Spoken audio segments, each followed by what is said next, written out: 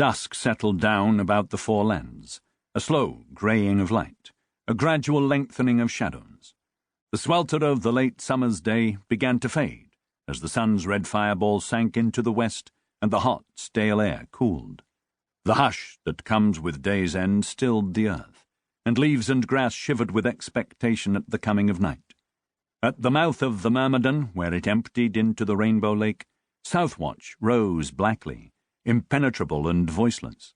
The wind brushed the waters of the lake and river, yet did not approach the obelisk, as if anxious to hurry on to some place more inviting.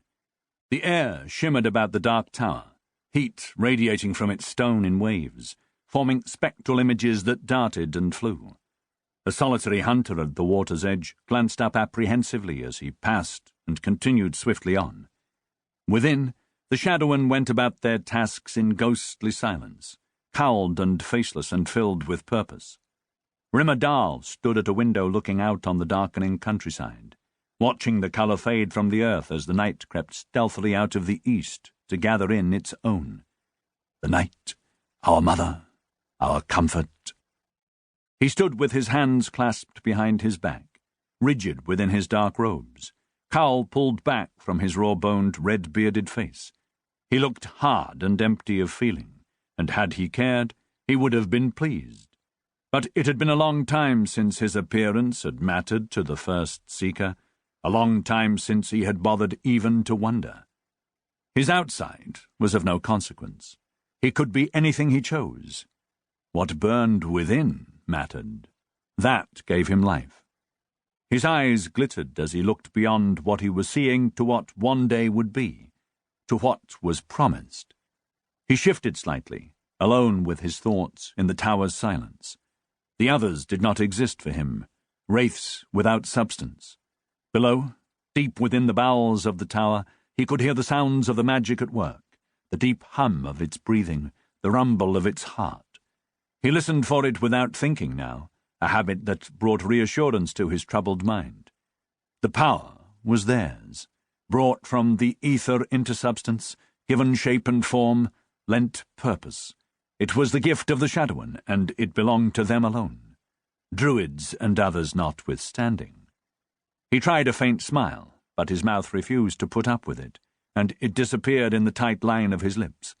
His gloved left hand squirmed within the clasp of the bare fingers of his right. Power for power, strength for strength. On his breast, the silver wolf's head insignia glittered. Thrum, thrum, came the sound of the magic working down below.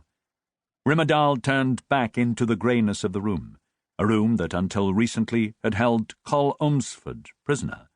Now the Veilman was gone, escaped, he believed, but let go, in fact, and made prisoner another way, gone to find his brother, Pa, the one with the real magic, the one who would be his.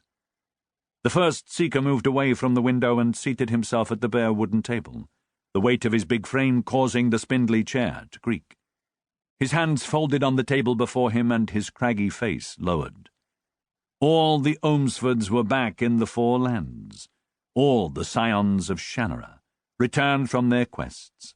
Walker Boh had come back from Eldwist, despite Pael, the Black Elfstone regained, its magic fathomed, Paranor brought back into the world of men, and Walker himself become the first of the new Druids.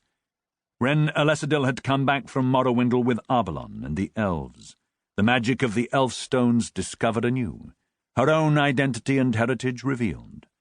2 out of 3 of Allanon's charges fulfilled, 2 out of 3 steps taken.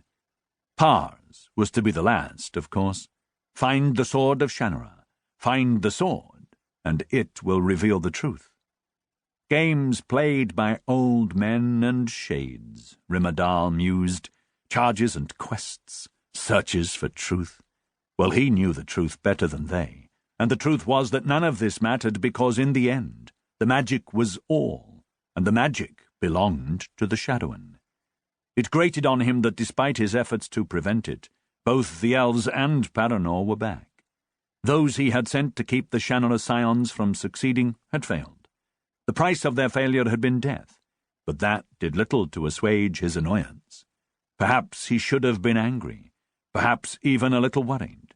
But Rimmerdal was confident in his power, certain of his control over events and time, assured that the future was still his to determine. Though Teal and Pael had disappointed him, there were others who would not. Thrum, thrum, the magic whispered, and so Rimmerdal's lips pursed. A little time was all that was needed, a little time to let events he had already set in motion follow their course, and then it would be too late for the Druid dead and their schemes. Keep the dark uncle and the girl apart. Don't let them share their knowledge. Don't let them join forces.